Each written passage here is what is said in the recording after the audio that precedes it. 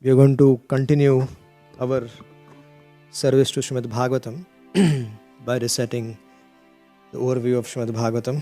So we are beginning with the fourth canto today. I want to offer my respectful pranams to Navdeep Chandra Prabhu, seeking your good wishes and blessings.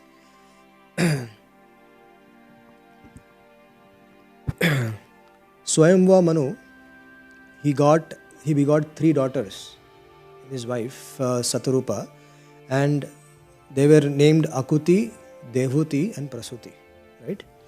So we heard yesterday about Devahuti, right? So Akuti was handed over to Prajapati Ruchi, and on the condition that the son born of her should be returned to Manu. So Manu's daughter was Akuti, but Akuti, when it was handed to Prajapati Ruchi, it was told that as soon as the son is born, Manu Maharaj said, I want that. Why? Because the son was the incarnation of the Lord. So Manu Maharaj put this condition, that I wanted to be the father of the Supreme Lord. So Akuti gave birth to a male child who was the incarnation of the Lord, and his name was Yagna. And the female child also was born, and it was the partial incarnation of Lakshmi Ji, the goddess of fortune. So Swayamvamana very gladly brought Yagna to his home. So that's the story of Akuti. And then Prasuti, now,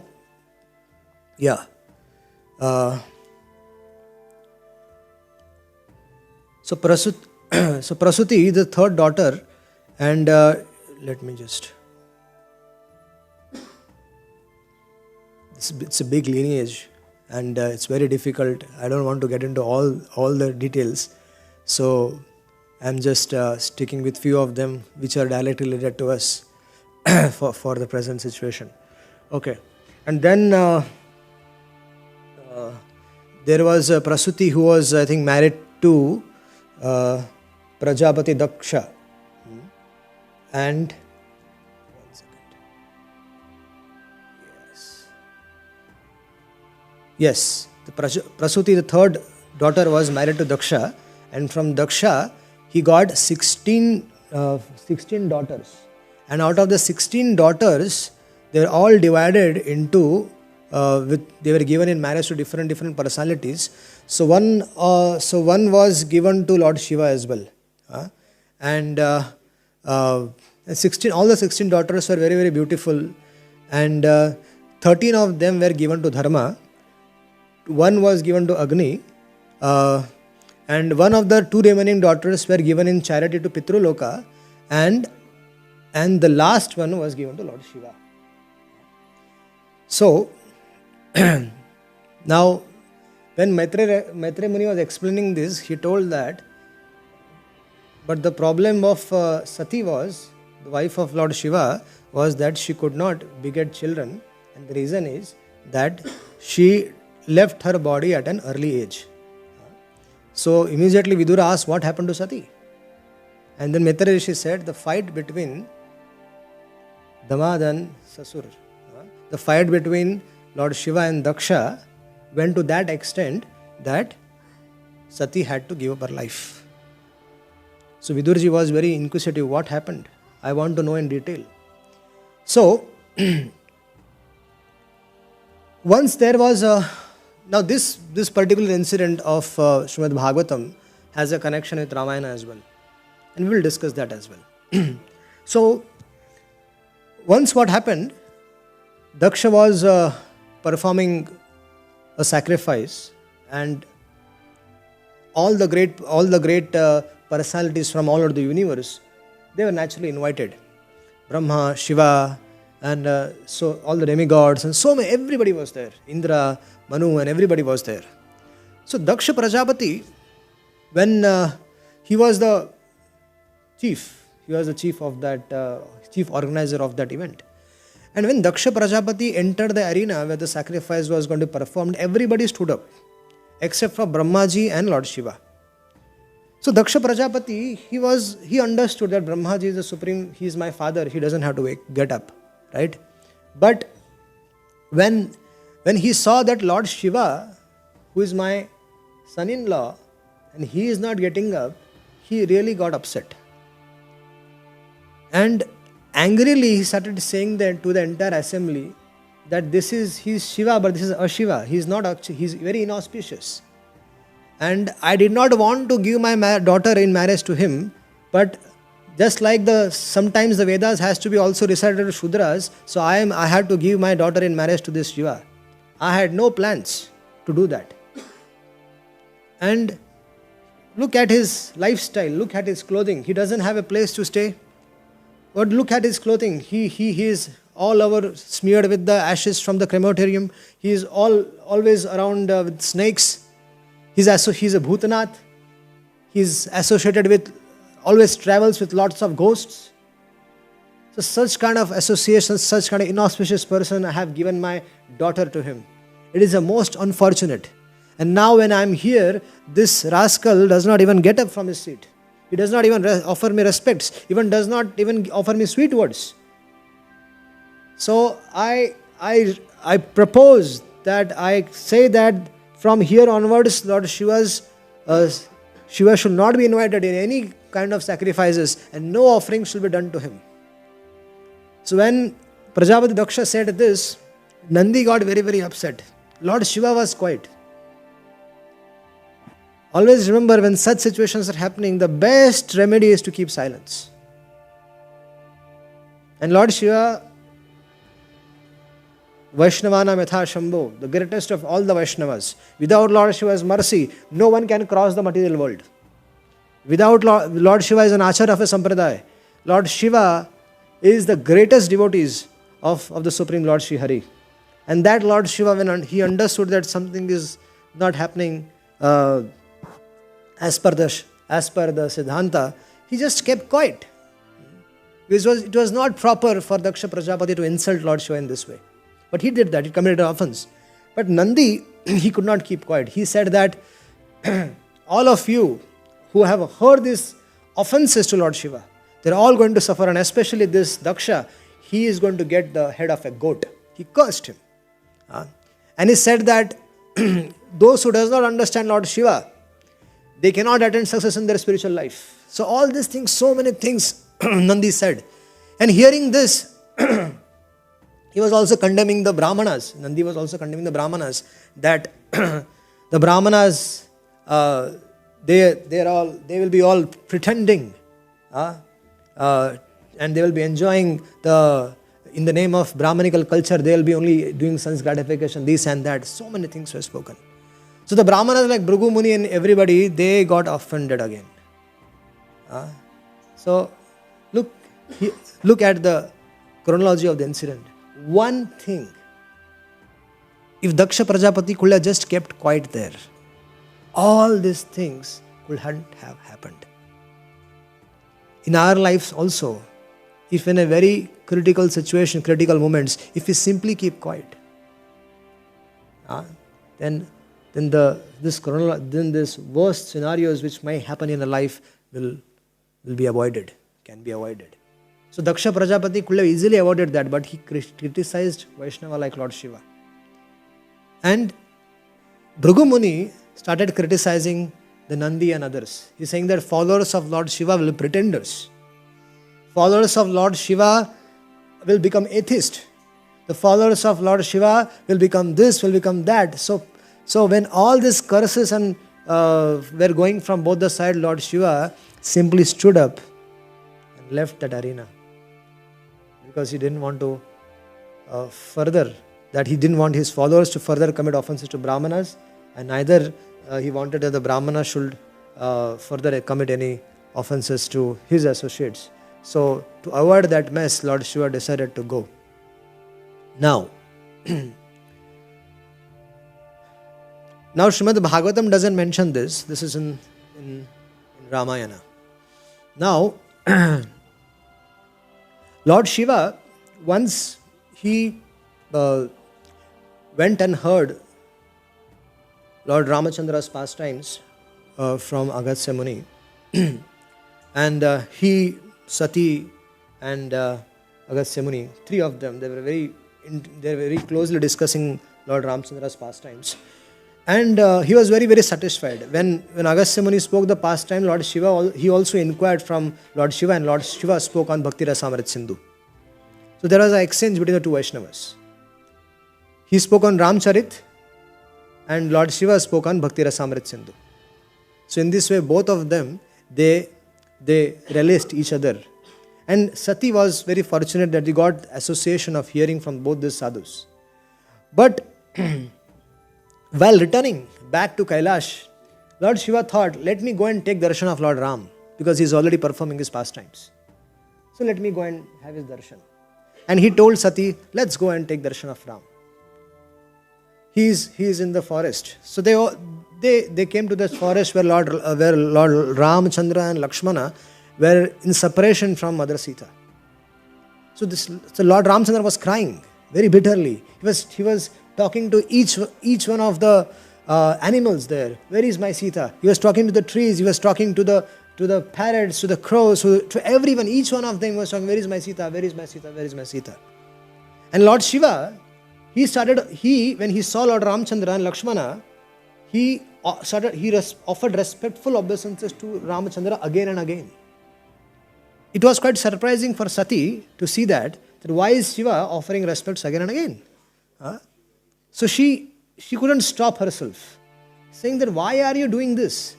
Do you know he is the son of Dasharatha Maharaj. He is lamenting for his wife, and you are offering respects to him. You are Shiva. You are Mahadev. You are the control of everything. Why are you doing that? And Lord Shiva said, Sati, we just heard about the glories of Lord Ram. He is that same Ram. And she said, no, I don't believe it. How can that Ram and this Ram be the same Ram? These are two different. The name Ram is not sufficient. These two are different personalities. And then Lord Shiva said, what can I say to you, my dear Sati, my dear wife? If you want, you can go and test him. And she said, okay. So I'll go and test him. So Lord Shiva, he sat down under a tree there. And Sati told, okay, I am going and testing Lord Ramachandra. So she goes there, and she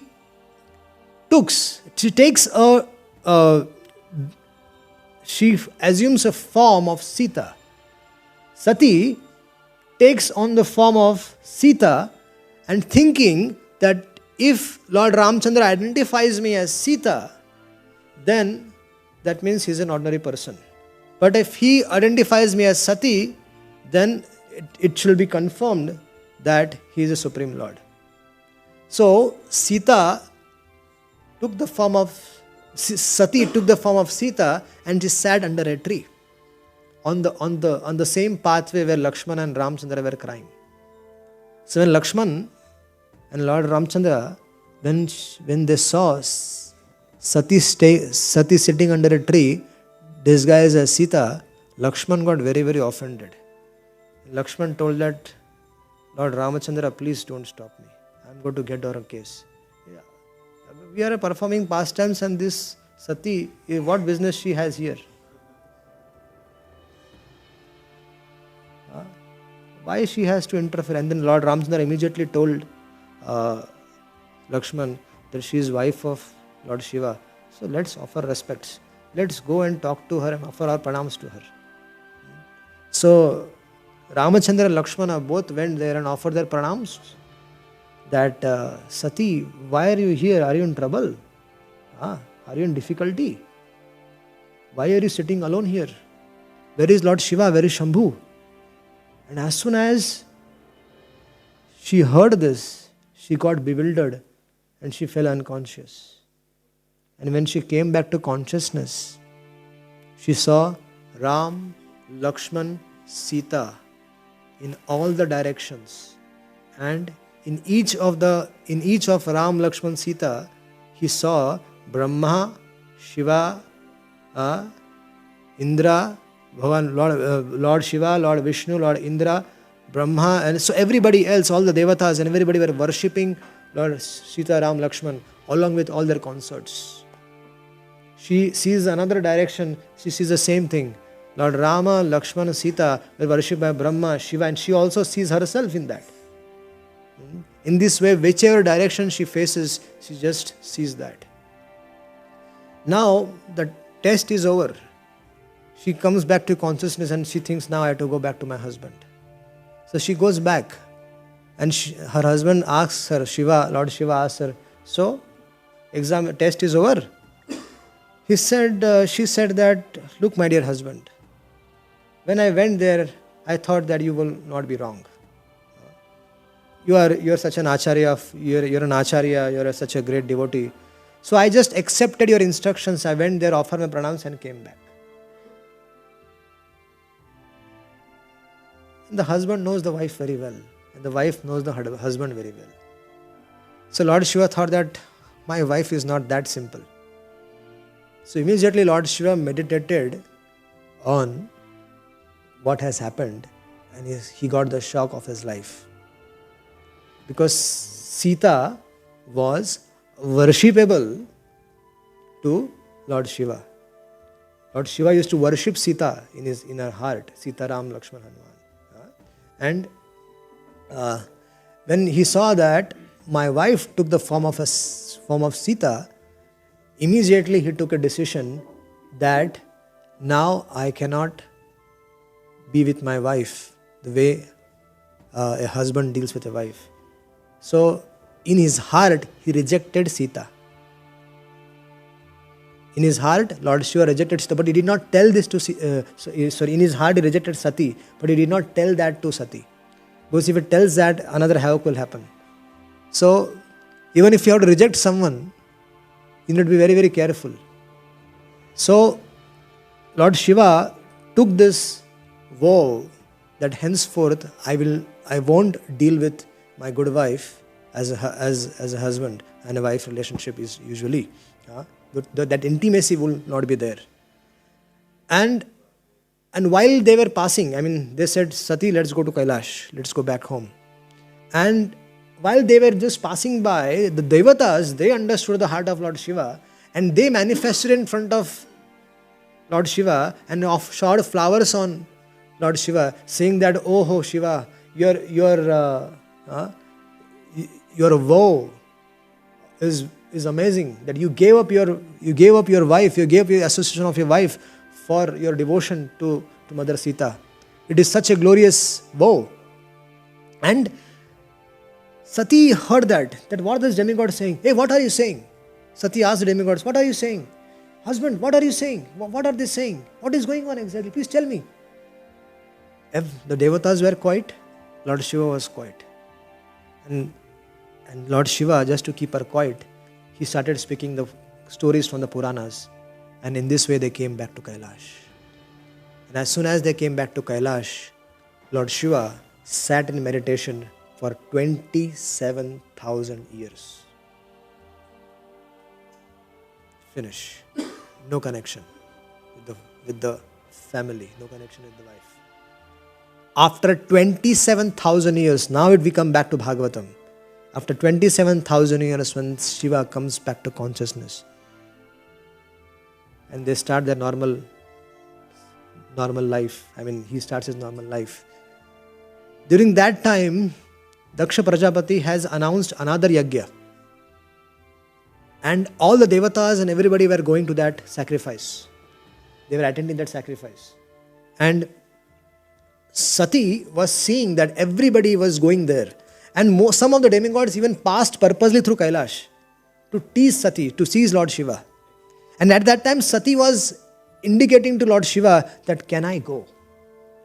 Because my father has organized a big sacrifice and everybody is coming. My sisters are coming, their sisters' husbands are coming, all their children are coming, everybody is coming. Why should not I go? He said that, Sati is saying, my dear husband, you can go to the house of a husband, house of a father, house of a guru, anytime, without reservation. You can go. You don't have to you don't need an invitation to go there. You can go to a friend's house. And in this way, Sati started giving different kinds of analogies to Lord Shiva. When Lord Shiva says, where there is no respect, one should not go. All these things are truth. But if by seeing you, they are going to get angry on you, they are going to get annoyed with you, they are going to say utter ill words for you. There is no need to go there. And there was a conversation between both of them, and Lord Shiva tried his best to convince Sati, but Sati was adamant. And Sati, once she took a decision and she was about to go, and then she remembered, oh no, I should not give up my husband. She came back again. Again she went back to the door. She was thinking, no, I shall not go back. Again she came back again. But like to and fro was happening, and finally Sati decided, let me go. And she immediately decided to go. And as soon as she left, immediately Lord Shiva indicated all his associates, support her, go join. So then Sati had a karva, when in India, when a minister comes, or there are 50, 60 cars coming behind him, there is a huge karva going in front and behind a minister. So it was like that. When Sati started to go, Nandi and everybody, all his associates of the Lord, Bhutanath, all the Bhutas, all the Pishachas, everybody accompanied her. And they finally reached the place of Daksha Prajapati. And there Daksha Prajapati saw Sati, but he did not welcome her. Her sisters saw Sati and they gave a warm welcome to her. Then mother of Sati, she saw Sati and she gave her a hug. But seeing that Lord Shiva is not being respected in that assembly, seeing that Daksha Prajapati has not welcomed her, and she was very closely observing the entire arena of the sacrifice, and she found out that there is no place for Lord Shiva. She found out that they are not offering oblations in the name of Lord Shiva. And that is the place where she really got offended. And she started saying that to Daksha Prajapati, that my husband teases me by calling me Dakshayani. He teases me that I am your daughter, but today I want to finish this business. You are a critic of Lord Shiva, who is the most auspicious personality on this planet. You are criticizing, you're not even offering oblations to Lord Shiva in this sacrifice. This sacrifice is incomplete. And that's why, because I am associated with you, oh Daksha, my relationship with my husband is disturbed, because my husband doesn't love me anymore, because he has rejected me. So the rejection has two reasons. The one which I told you from the Lord Ramayana, and because of this act of she has coming here, so Sati was feeling that my husband has rejected me because I am your daughter and you are critic of my husband. So there is no way that I should be associating with you, and therefore I am quitting this body. So she manifested Yogagni and she burned herself to ashes. Now as soon as Sati burned herself to ashes, it was a chaos in that arena, because everybody knew whose wife she was. She was a daughter of Daksha Prajapati, but she was a wife of Shiva. And who will inform Lord Shiva that Sati has given up her body? It was another chaotic situation. And Brahma indicated Narad Muni, go and give that message. So Narad Muni was the only person actually can give any news to anyone, and he still can survive.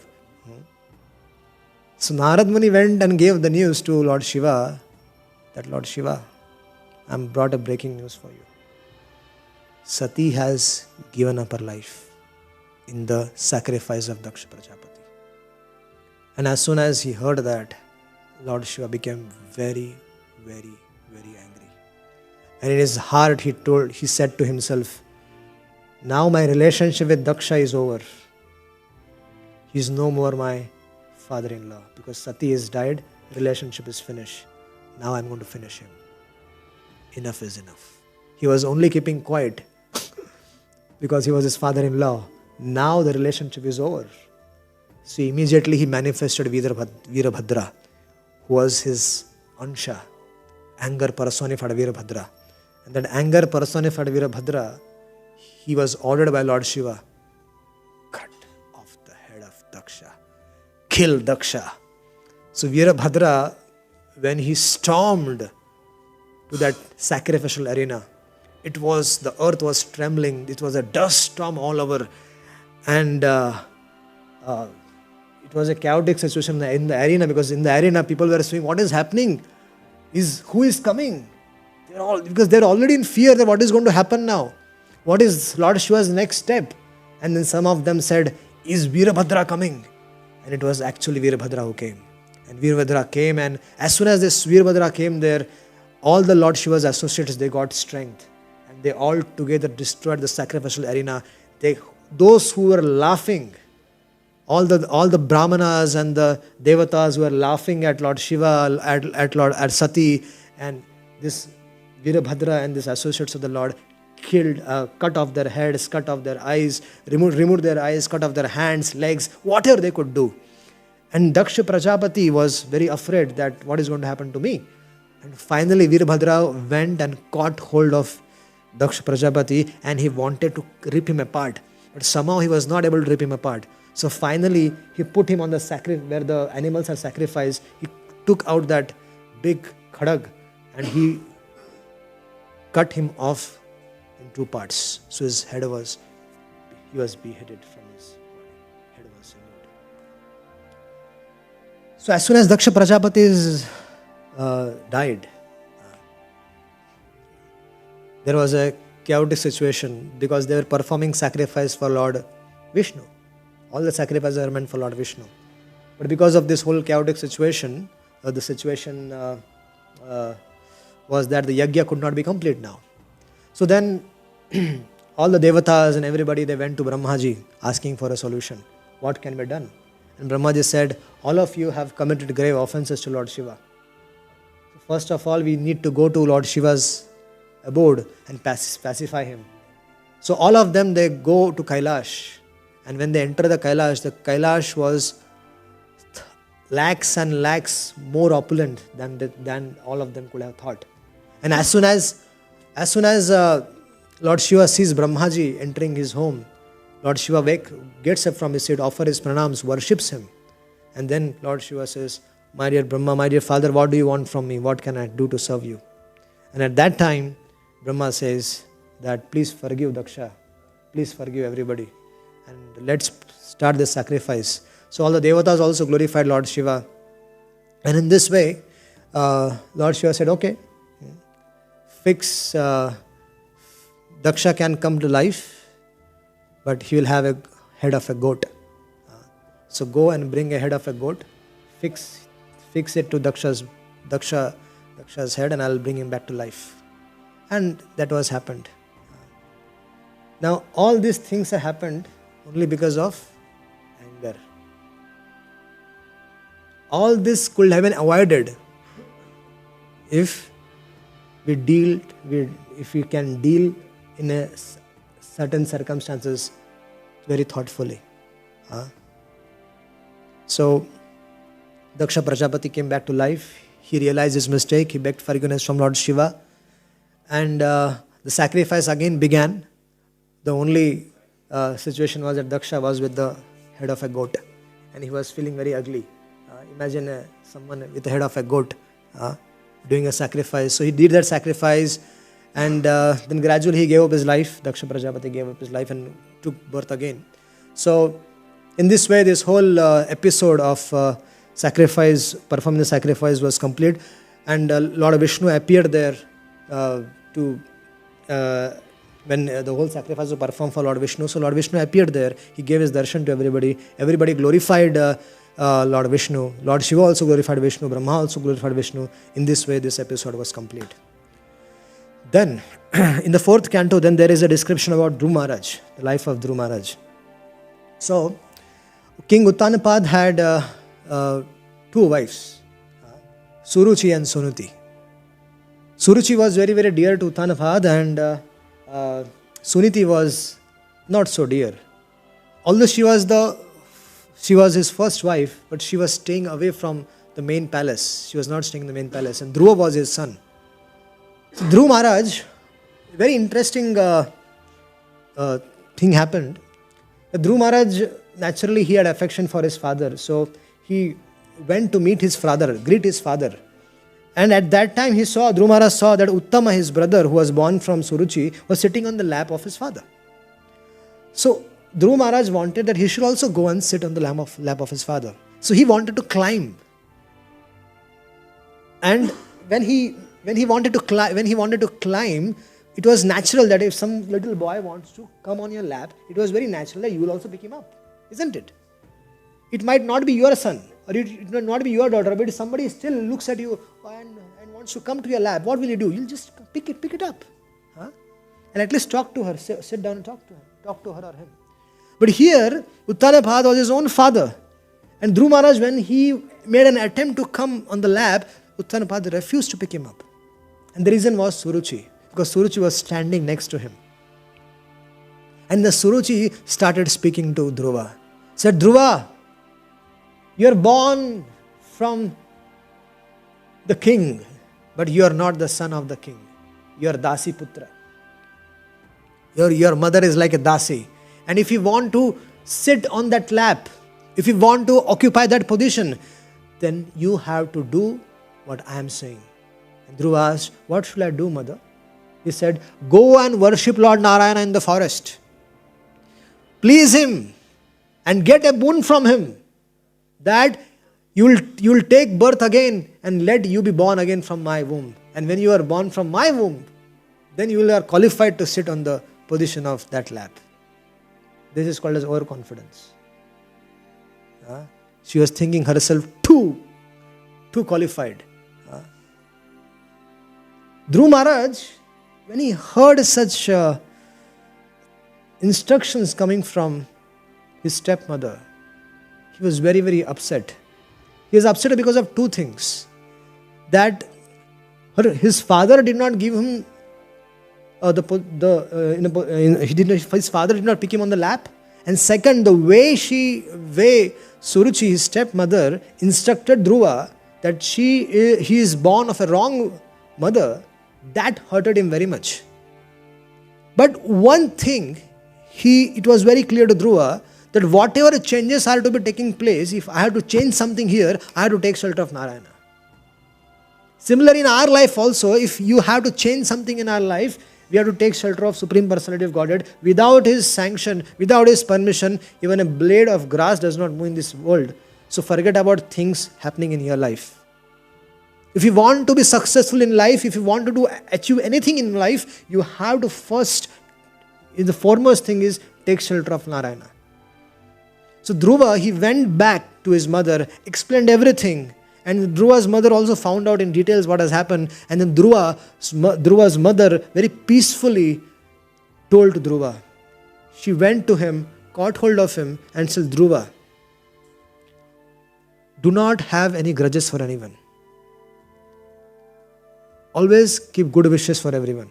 Do not have any ill feelings for anyone, especially your mother in your heart. Whatever your mother has said is absolute truth. She has given you the path to attain perfection in life. She is saying, go and take shelter of Narayana. So my dear Dhruva, go and take shelter of Narayana. Go. How many parents will have that courage to send their 5 years old to forest? How many of them? None. In the current scenario, very few. Very few of them. So, Dhruva, he got permission from his mother and he started walking to forest. He did not know whether to go left or right. He just know Lord Narayana resides in forest and Dhruva starts walking towards the forest. Now, when we are sincerely want to practice Krishna consciousness and we are putting sincere efforts or sincere endeavors, then Lord helps because Lord resides in our heart and He manifests in front of us as Guru. Lord as Paramatma, He manifests in front of us as Sri Guru. The spiritual master is his representation. I mean, spiritual master is representative of Krishna. And when Dhruva Maharaj was walking on the pathway. He was walking on his way to forest. Narad Muni came there. And Narad Muni was able to see how convinced Dhruva Maharaj was for attaining the perfection, for attaining Lord Narayana's lotus feet. He was very convinced. But still, Narad Muni thought of testing Dhruva Maharaj. And Narad Muni told Dhruva Maharaj, Dhruva, this is time for you to play. You shouldn't be playing football, cricket, rugby. There are so many plays. You should go and play. This is the time for you to play. This is when you become old. That time you come to forest. And when you get married and when you want to retire from your family life, that is the time you come. This is not the time. But Dhruva Maharaj was very disappointed by hearing Narad Muni's words. He said, you are the Acharya and you have given instructions to Prahlad, and so many great personalities are your disciple. What instructions are you giving me? I was very happy to see you that you will give me some mantra and I'll go and chant and I'll perfect my life. But here you are testing me so badly. You are asking me to go back. Dhruva Maharaj was telling, Naradji told Dhruva Maharaj, come with me. I will make you sit on the throne. I will make you sit on that throne. Uttanapad will give you a place. Forget about Surichi, Suniti, everybody. Forget about Uttanapad. I will make you the king. Come. Come with me. He said, no. I want Narayana. Now I only want Narayana. Everything after that. And then he started saying, look, Dhruva. He says, Guna Dikan Mudam Lipset Anukroshan Guna Dhamad Maitrim Samanat Anvishtaranat Apara Abhibhuyate. Oh Dhruva, when you see somebody who is superior to you, welcome him. When you see somebody who is inferior to you, then encourage him to come on your platform. And then when you see somebody who is of same age, then try to become friends with them. So in this way, Dhruva Maharaj was been instructed by Narad Muni in so many different ways. But Narad Muni saw that he is so convinced to attain the Supreme Lord. A 5 or 6 years old boy was convinced that he wants to take darshan of Lord Narayana. And Narad Muni tested him. Dhruva Maharaj finally passed the test. And Narad Muni said, okay, Dhruva, you are ready. Take this mantra, Om Namo Bhagavate Vasudevaya. Go to Vrindavan, go to Madhuvan in Vrindavan. And there in 6 months from now, the Supreme Lord Sri Hari will be standing in front of you. So that is a spiritual master, 6 months, he's giving him a tithi, he's giving the date when you will be able to attain perfection. So Dhruva Maharaj circumvented Narad Muni and he comes to Madhuvan. And there he performs intense tapasya, instant austerities. He does exactly what Narad Muni desired. And then, after 6 months, what happened? Narad Muni, when Dhruva Maharaj went to the forest, Narad Muni went to Uttanapad. And Narad Muni told Uttanapad that, have you heard about your son? And Uttanapad was saying that, no, I am thinking he is dead till now. And then Narad Muni said, dead? He is going to conquer the Lord of the universe. He is going to conquer Lord Narayana. He is in the forest and he'll come back by touching the lotus feet of Lord Narayana. And then Narad Muni goes to Vaikuntha Loka. And he tells the Lord, 6 months are happening now. Can you please go? This is Narsingh Puran. It is said, Narad Muni goes to Vaikuntha Loka. Said, Dhruva Maharaj, I had given the time, 6 months are getting over. Can you please start preparing? So Dhruva Maharaj, he was meditating on the Supreme Lord in his heart. At that time, Lord appeared in front of him. And Lord was also so pleased to see the devotion of Dhruva Maharaj. But he was not finding the way, how can he bring Dhruva Maharaj back to external consciousness. So his form in the heart, the form of the heart of the Lord, which was Dhruva Maharaj was meditating on, it disappeared from his vision. And immediately Dhruva Maharaj came to consciousness and he saw the Supreme Lord in front of him. And as soon as he saw the Lord, he was amazed by seeing the beautiful lotus palm of the Lord. But Dhruva Maharaj was speechless, what to do, what to speak. Understanding Dhruva Maharaj's situation, Lord touched the conch shell to his cheeks.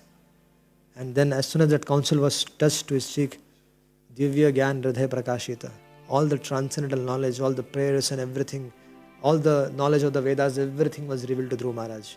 And Dhruva Maharaj just started glorifying the Supreme Personality of Godhead. And while he was glorifying the Lord, he remembered that what was he aspiring for.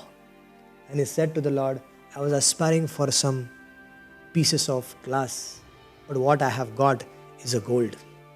What I have got is you. But the Lord said that whatever you have desired, I will definitely give. He said, I don't want. Dhruva said, I don't want it. Please, I don't want that. I have gotten you, I have gotten your lotus feet. I don't want it. The Lord said, Baba, I have to give. Otherwise, what public will think? 5 साल के बच्चे से भक्ति करा लिया, साल को दिया नहीं. People will think that Lord Narayana asked a little boy, 5-6 years boy, he underwent so much tapasya, and then when the Lord appeared, he did not give anything to him. So, Lord Narayana, the Supreme Lord Sri Hari, he said that for 36,000 years, Dhruva, you are going to rule this world. And after that, you will come to my abode. You wanted a position which is superior to Brahma. You wanted a position which is superior to your father, to your grandfather, and also from Brahma. So here is a position I am giving you. There is my abode, Shvetadip. It will be called as Dhruva Loka. So Prabhupada writes in the purport that Dhruva Loka is Shvetadip, Shvetadip is Dhruva Loka. And that's where the Lord resides. And so thus he instructed Dhruva Maharaj and he left. So Dhruva Maharaj then became the king of the whole world. He came back, and when he came back, the whole kingdom actually came to welcome Dhruva Maharaj. His father embraced him. Both the mothers embraced him. His mother said sorry. Suruchi said sorry to Dhruva Maharaj, and in this way, the Dhruva Maharaj later became a king and ruled the whole world. There was an interesting fight between Dhruva Maharaj and the Yakshas. Once what happened, his brother Uttama was killed by Yakshas. One Yaksha killed Uttama. Dhruva Maharaj got so offended that he went and he wanted to kill the entire army of Yakshas. So he declared a big war against them. And the war was it was like a Mahabharata war. The war was so intense that there was a time when Dhruva Maharaj got covered up by the power of the Yakshas. And for a moment, it seemed that Dhruva Maharaj lost the battle. And that time when Dhruva Maharaj was about to lose the battle, at that time the sages and everybody started praying for Dhruva Maharaj. And that time Dhruva Maharaj took out the Narayan Astra. And just as the Narayan Astra came out, all the effects of the Yakshas and everything got finished. And again, Dhruv, the sun, again appeared like the sun. And at that time, Manu Maharaj came and instructed Dhruva that Dhruva, one Yaksha killed your brother. And you are killing hundreds of them. Yaksha's master, Kuberji, is upset with you. Go and ask forgiveness from Kuberji. The Swayambhu Manu chastised Dhruva, and then after Swayambhu Manu left, our Kuberji came there. And Kuberji was actually not at all displeased with Dhruva. But seeing Kuberji, Dhruva Maharaj understood the instructions which are given by Swayambhu Manu. He begged forgiveness from Kuberji. And Kubera asked him, what do you want? Because you have heard the instructions of Manu Maharaj, I am very, very pleased with you. You have stopped the war. So I have nothing against you. Please ask for a boon. And at that time, Dhruva Maharaj asked for a boon. He said that, please be kind to me. That even for a moment, I don't forget the lotus feet of Lord Hari. And at that time, Kuberji said that you already have that boon. But still, so be it. May you always remember Lord Hari and never forget him. And in this way, this whole episode was over. And Dhruva Maharaj, at the end of his life, when appropriate time came, the associates of the Lord of Vaikuntha came, and Dhruva Maharaj kept the feet on the head of the death, and with his same body, he entered the plane and left for the Vaikuntha. And so also his mother. So that is the pastimes of Dhruva Maharaj. So in the then in the descendants of Dhruva Maharaj, there was a king. There was a king whose name was Anga. Vena's father is Anga, right? Navdeep Chandra Prabhu. Vena's father is Anga, right? So there was a personality called as Anga, who was very, very pious, he was a very great king. And King Anga, he desired for a son, but he was not getting. So finally, after a lot of efforts, he got a son, and he was called as Vena. But Vena was the biggest rogue on the planet. As soon as he became the king, he started instructing everybody that I am the supreme personality of Godhead. Everybody should worship me.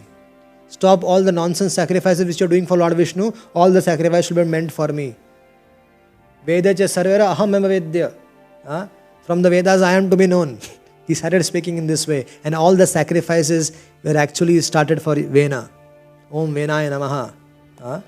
So, when King Vena became so puffed up, and one good thing happened was that all the small gundas, all the small thieves and all the small rogues and people who were disturbing the planet Earth, they became afraid of Vena because Vena is the topmost gunda. When the big gunda comes, the small gundas keep quiet. So that's what happened when King Vena became the king. All these small gundas were afraid.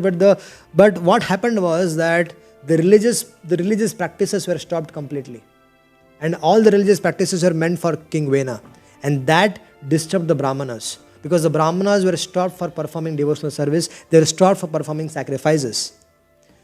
So all the Brahmanas, including Bhrigu Muni and everybody, they decided, let us go and try to convince King Vena.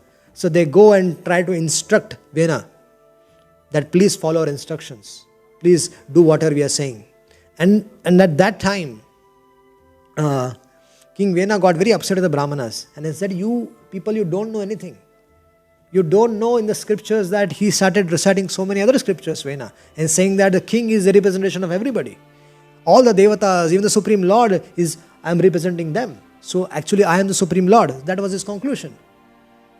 And when he started insulting and offending Supreme Lord, and the Brahmanas could not tolerate that. And the Brahmanas cursed Vena to die. And thus, the episode of Vena was over. He was dead. But his mother was smart. His mother preserved the body of Vena. Because there was no son. Vena did not have any son, so he preserved the body of the Vena. So after a few days, everybody realized that there is no king to the world, and so everything is hodgepodge in the world.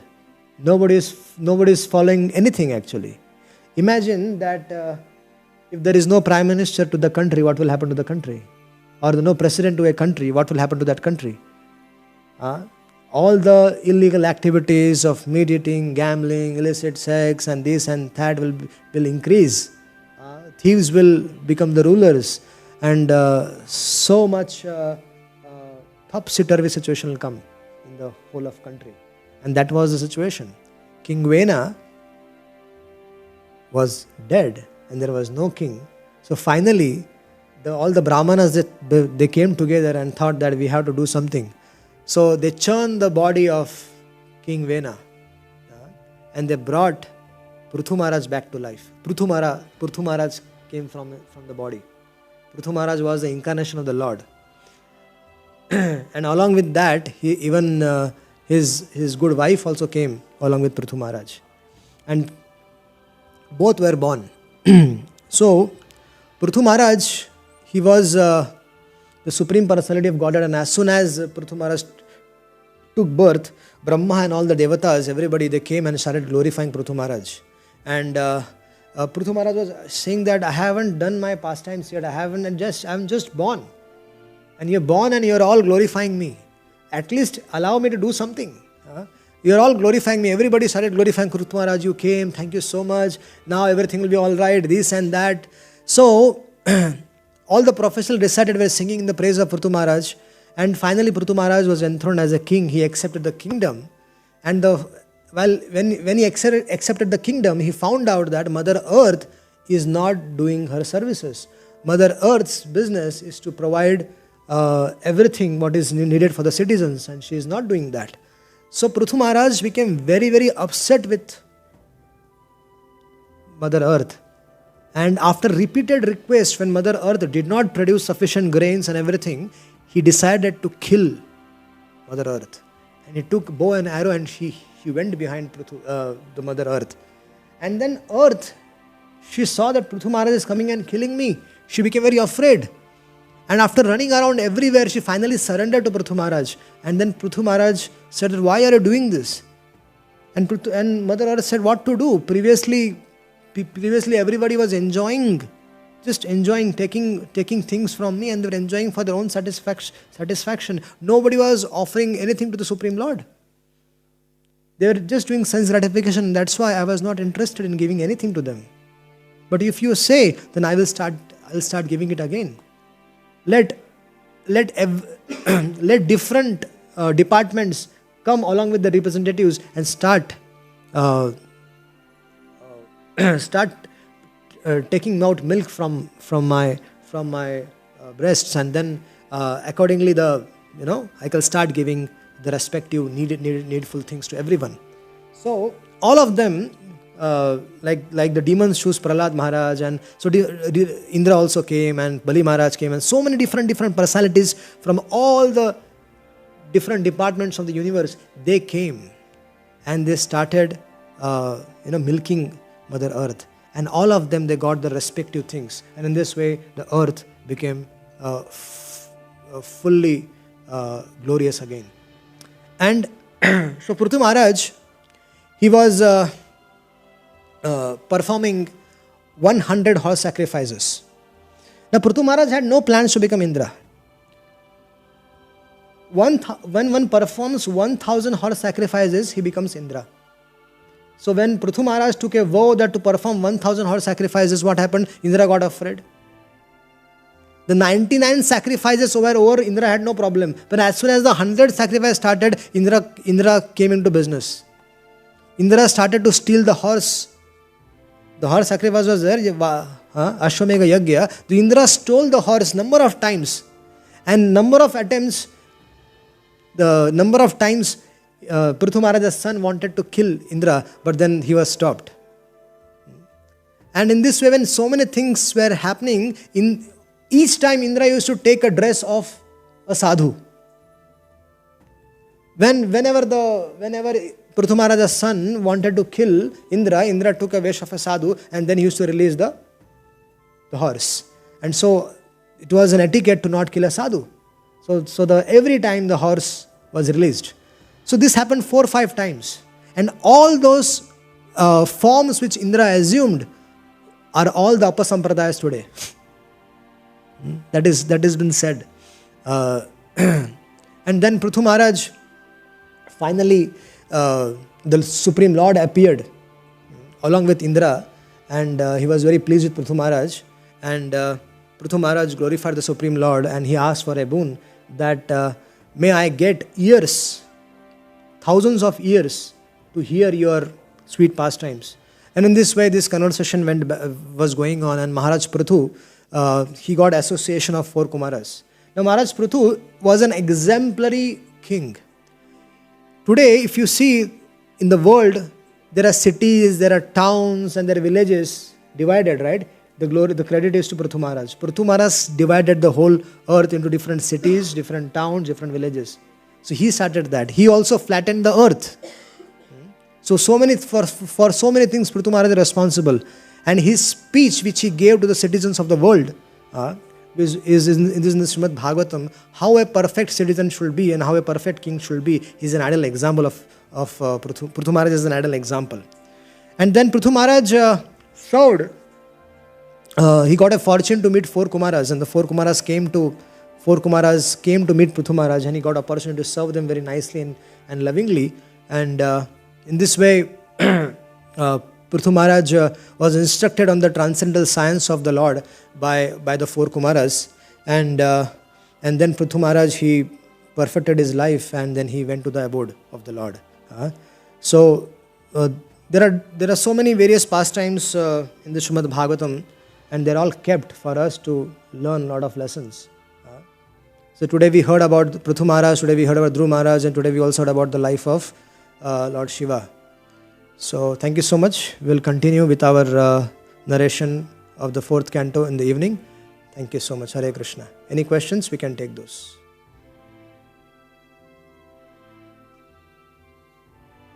Yes, Prabhu.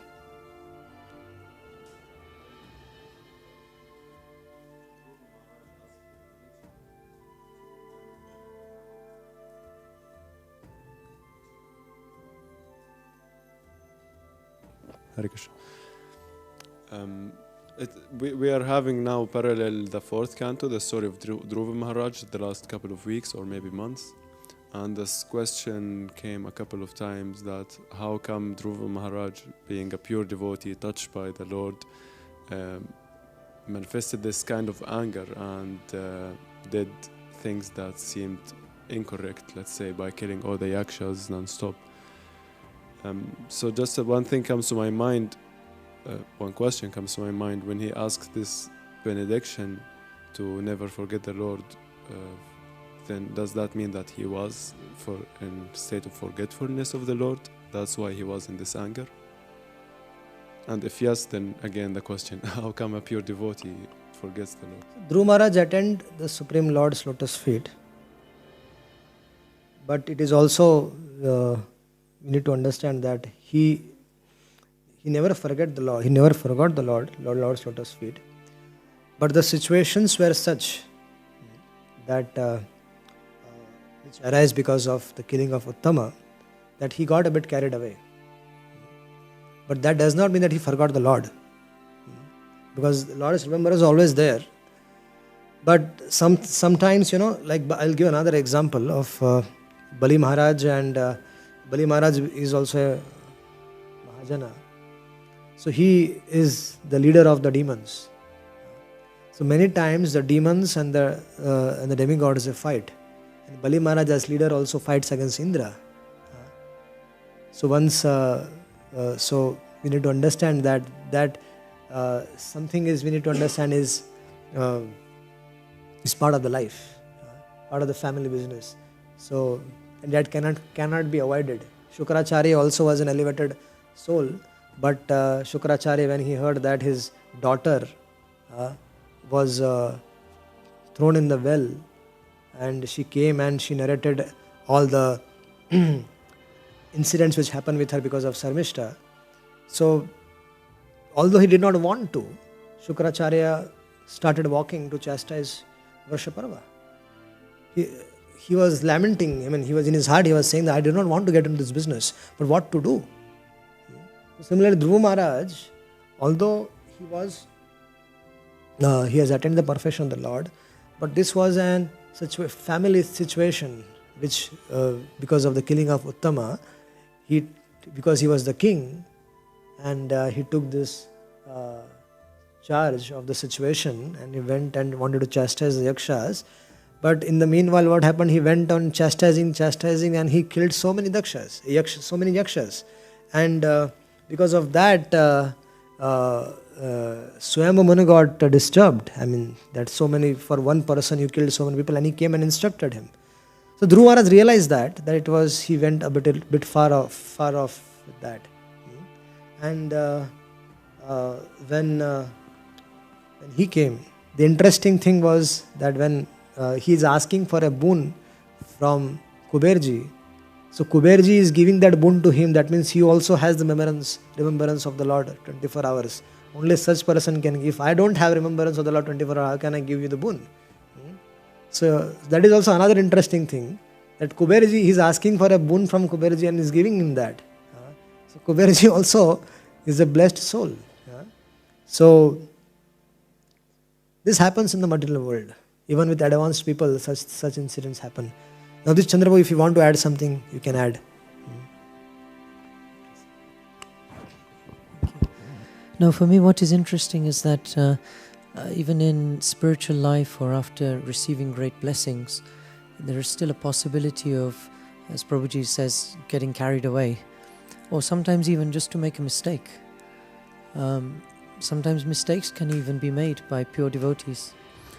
But the difference between a devotee and a demoniac person is that as soon as the devotee gets a correction from the authority, like Swayambhuva Manu or Lord Brahma or Lord Vishnu, then they immediately understand that they have done something wrong. And without resistance, they correct themselves to the correct path again. So when Dhruva received that order to stop killing so many yakshas, he did immediately stop. And he asked for forgiveness also, and that is interesting. If we're in a state of mind where we desire correction and desire blessings or the correct path, then when we receive that, if we act accordingly, then Krishna will continue to give that to us. And so that is perhaps a better way to judge who is actually advanced or not. Because so many mistakes are made. In fact, as the Bhagavatam proceeds, we will see mistakes are made on so many occasions by different persons. Indra keeps making mistakes. We start off the 6th canto with a mistake by Ajamil.